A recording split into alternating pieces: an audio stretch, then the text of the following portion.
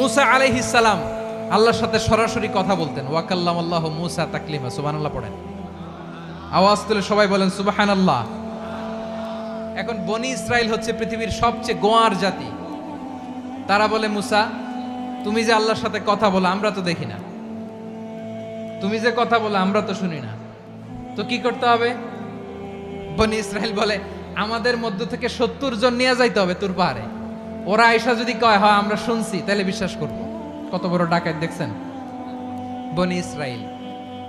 এদের চেয়ে গোয়ার জাতি নাই। এত গোয়ার তুমি করেছে মুসা আলাইহিস সালামের সাথে। তুমি যে আল্লাহর সাথে কথা বলে আমরা তো দেখি, কি করব? 70 জন আমাদের বন্ধু বান্ধব যে যদি দেখে, তারা বললে ওকে আসো, 70 জন আসো। 70 জন নিয়ে গেল। মুসা আলাইহিস সালাম হারুন আলাইহিস সালামকে খেলাফা দিয়ে গেলেন, আল্লাহ ওনাকে নবী বানালেন। মুসা আলাইহিস সালাম বললেন, হারুন খবরদার, বনি ইসরাইলের মধ্যে তাওহীদের বাণী প্রচার করবা, ঐক্য ধরে রাখবা, বিচ্ছিন্ন হতে দিবা না। চলে গেছে। এইদিকে বনি ইসরাইলের এক দুষ্ট লোক ছিল, নাম সামিরি। কি নাম? সামিরি।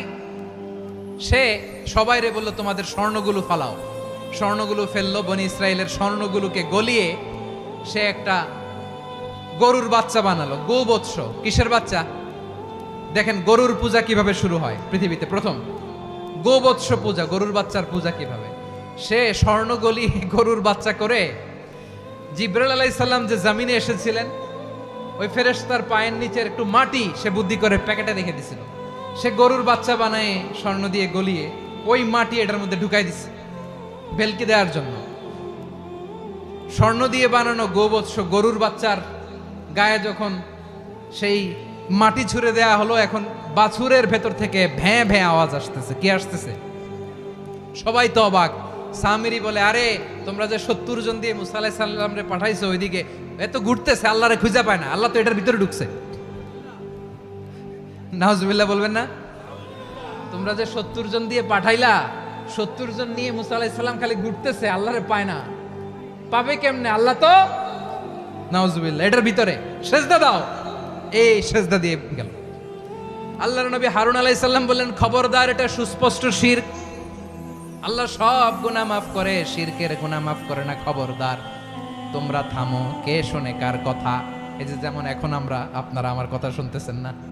শুনতেছেন?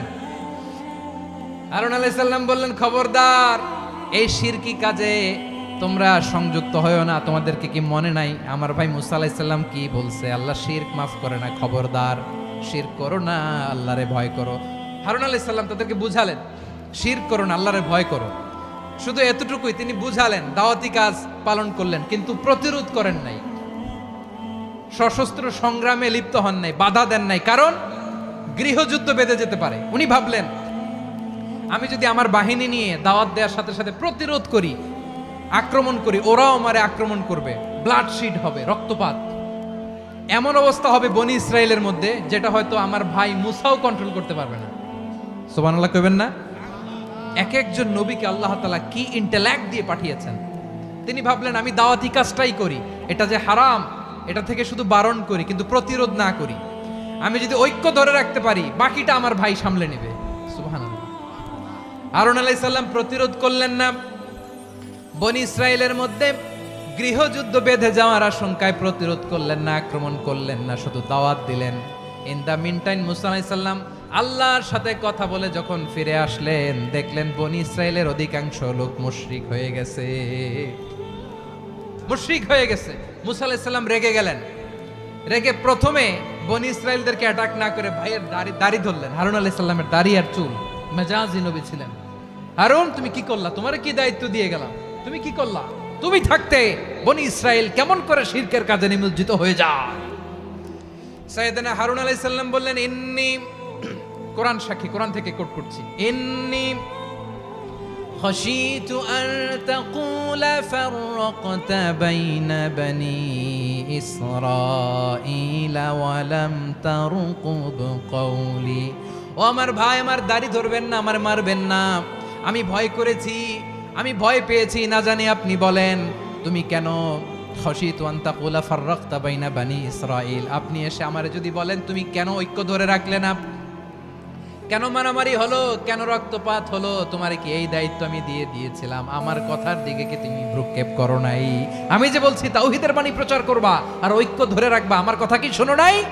আপনি আমারে ধমকাবেন, এই জন্য আমি প্রতিরোধ করি নাই, আক্রমণ করি নাই, গৃহযুদ্ধ আটকানোর জন্য, কিন্তু আমি দাওয়াত দিয়েছি। সুবহানাল্লাহ পড়েন। ঐক্য ধরে রেখেছেন।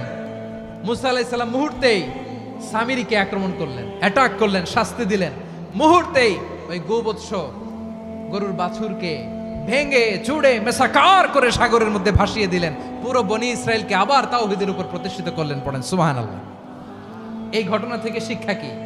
শিক্ষা হচ্ছে আপনি শিরকের আড্ডাখানা দেখলেও বৃহৎ স্বার্থে তাওহীদের দাওয়াত দিবেন, প্রয়োজনে আপনি ঐক্য নষ্ট করবেন না। সুবহানাল্লাহ পড়বেন না?